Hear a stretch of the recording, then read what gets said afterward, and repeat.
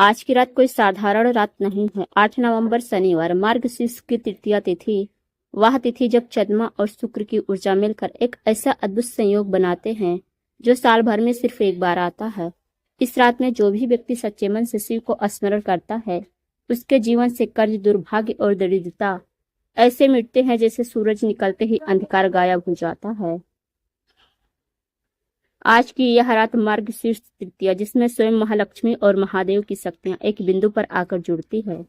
कहते हैं इस क्षण में अगर व्यक्ति ने सिर्फ एक दीपक शिव के नाम से जला दिया तो वह दीपक उसकी किस्मत को उजाला दे देता है। गुरु जी कहते हैं आज का ये योग वो द्वार है जो कर्मों के अंधकार से प्रकाश तक ले जा सकता है, पर यह द्वार हर किसी के लिए नहीं खुलता, सिर्फ उनके लिए जो इस वीडियो को आखिर तक श्रद्धा से देखेंगे। तो बने रहिए अंत तक। तो आगे हम आपको बताएंगे इस उपाय के लिए आवश्यक सामग्री, सही स्थान और समय। गुरु जी कहते हैं जब साधना के लिए समय, दिशा और वस्तुएं सही चुनी जाती हैं तो ब्रह्मांड स्वयं रास्ता बना देता है, परंतु एक भी तत्व गलत हो जाए तो पूरी साधना निष्फल हो सकती है। आज का यह दिन शनिवार, मार्गशीर्ष कृष्ण पक्ष तृतीया, शिव ऊर्जा और शनिदेव की कर्म शक्ति का संयोग लेकर आया है। यह संयोग ऐसा है कि साधारण वस्तुएं भी आज की रात अलौकिक प्रभाव देने लगती है। इसलिए इस उपाय को करने से पहले जरूरी है कि आप सही सामग्री, सही स्थान और सही समय का पालन करें, क्योंकि ये तीनों ही तत्व इस रहस्यमय प्रयोग की नींव है। आवश्यक सामग्री: काला तिल। यह शिव का परम प्रिय माना गया है। काले तिल केवल एक बीज नहीं, यह नकारात्मक ऊर्जा को सोखने की शक्ति रखता है। शिव महापुराण में वर्णित है कि जब तिल का अर्पण शिव को किया जाता है तो जन्म जन्मांतर के पाप भी शमित हो जाते हैं। गौमुखी दीपक। यह दीपक देवी लक्ष्मी और भगवान शिव दोनों का आवाहन करता है। गौमुखी का दीपक ऊर्जा को एक ही दिशा में प्रवाहित करता है। जिस दिशा में साधक बैठता है वही लक्ष्मी का प्रवेश द्वार बनता है। तांबे का पात्र। यह पात्र अग्नि तत्व का प्रतीक है। गुरु जी कहते हैं अगर धन का अस्थायित्व चाहिए तो जल को तांबे में रखो, क्योंकि तांबा धन की आवृत्ति को स्थिर करता है। गंगा जल। यह पवित्रता का स्रोत है। हर उपाय में इसे जोड़ने का अर्थ है ब्रह्मांड को यह संदेश देना कि साधना में कोई अपवित्रता नहीं है। काले कपड़े का टुकड़ा। यह उस नकारात्मक ऊर्जा को रोकता है जो उपाय के दौरान सक्रिय होती है। बिना इसके नकारात्मक कंपन वातावरण में फैल सकते हैं। एक शिवलिंग पारद या पत्थर का। यह उपाय का केंद्र है। आप चाहें तो घर में शिवलिंग स्थापित करके या मंदिर में जाएं, पर शिवलिंग के बिना यह प्रयोग अधूरी मानी जाती है। चावल के कुछ दाने। यह शांति और स्थिरता का प्रतीक है। चावल शिव को अर्पित करना आपके मन की शुद्धता का प्रतीक माना जाता है। धूप और दीप सामग्री। गुग्गुल, कपूर या लोबान का उपयोग करें। ये तीनों वस्तुएं वातावरण को शुद्ध करती हैं और आपके चारों ओर एक अधिक सुरक्षा कवच बनाती है। काली गाय का दूध या जल का मिश्रण। गुरु जी के अनुसार जब शिवलिंग पर काली गाय का दूध अर्पित किया जाता है तो नकारात्मक ग्रहों का प्रभाव तुरंत शांत होता है। शिव मंत्र की माला, रुद्राक्ष माला। यह आपकी ऊर्जा को शिव की ऊर्जा से जोड़ती है। हर बार मंत्र जपते समय यह माला आपकी चेतना को बढ़ाती है। सही स्थान कहाँ करें यह उपाय। गुरु जी कहते हैं स्थान का कंपन साधक की शक्ति को निर्धारित करता है। इस उपाय को 3 प्रकार के स्थानों पर किया जा सकता है, लेकिन हर स्थान का प्रभाव अलग अलग होता है। घर का उत्तर पूर्व कोना ईशान कोण। यह दिशा शिव का स्थान मानी जाती है। अगर आप घर में ही उपाय कर रहे हैं तो अपना आसन इस दिशा में लगाएं। इस दिशा की हवा स्वयं से ऊर्जा को बुलाती है। शिव मंदिर सबसे प्रभावशाली स्थान। अगर आपके आसपास कोई प्राचीन शिव मंदिर है तो वही स्थान सर्वोत्तम रहेगा। रात के अंतिम प्रहर में जब भीड़ कम हो तब वहां बैठकर यह उपाय करना शुभ है। नदी किनारा या एकांत प्राकृतिक स्थान। अगर संभव हो तो किसी नदी, झरने या तालाब के किनारे यह उपाय करें। गुरु जी कहते हैं जल तत्व शिव से सीधा संबंध रखता है। जहाँ जल है वहाँ शिव की उपस्थिति है। उपाय करने के लिए सही समय। मार्गशीर्ष कृष्ण पक्ष तृतीया। उपाय करने का सर्वोत्तम समय रात्रि 8:45 से लेकर 10:15 के बीच सर्वश्रेष्ठ माना गया है। इस समय शिव योग सक्रिय रहता है। इस अवधि में किया गया उपाय शीघ्र फल देता है। दूसरा विकल्प है रात 11:30 से लेकर 12:15 के बीच।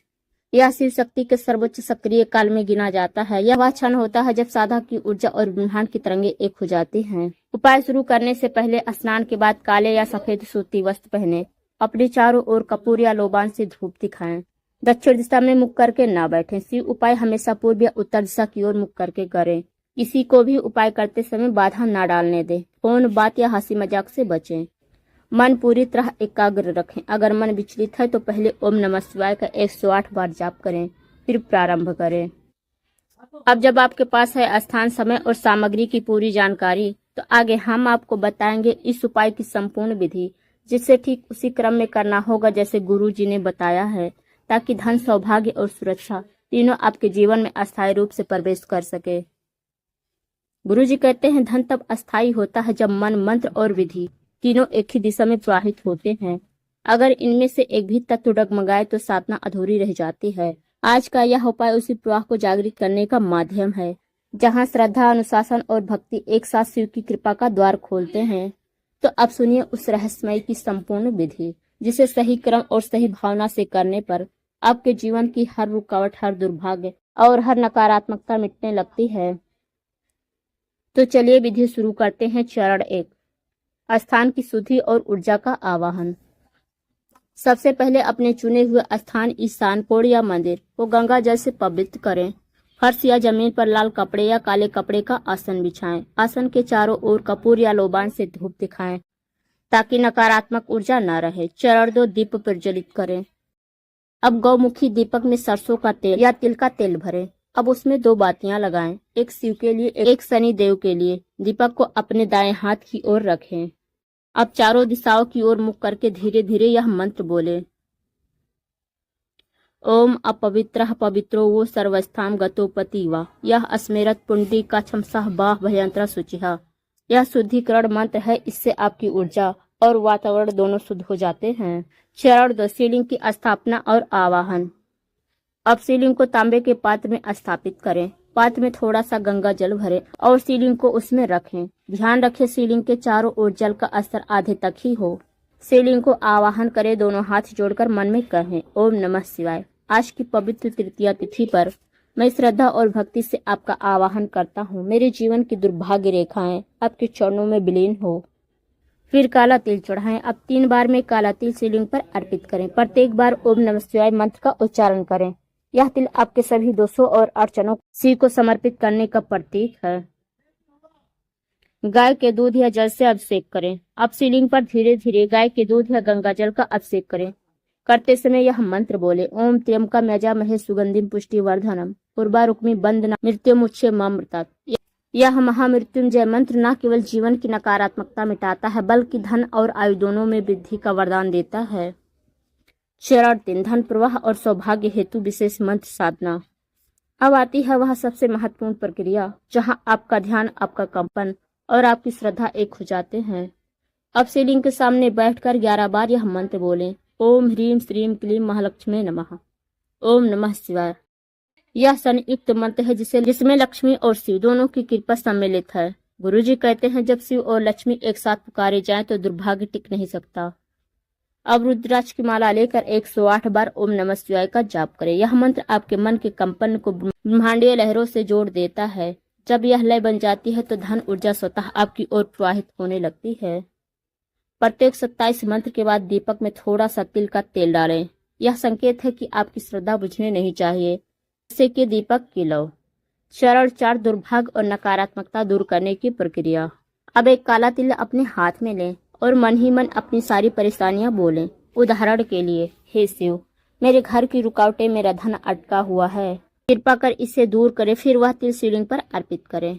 इसी प्रकार 3 बार बोलें। हर बार अनुभव करें कि आपकी चिंताएं तिल के साथ जल में विलीन हो रही है।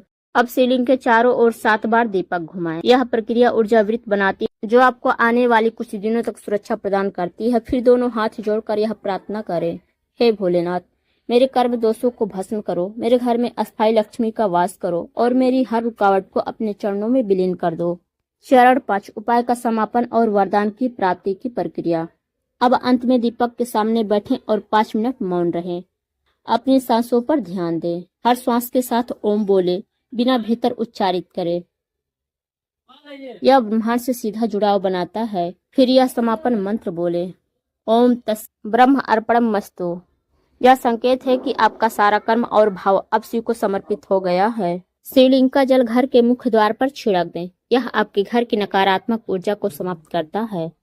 दीपक को स्वयं ना बुझाएं, उसे स्वतः शांत होने दें, क्योंकि गुरु जी कहते हैं दीपक का बुझना ही संकेत है कि शक्ति ने अपना कार्य कर दिया है।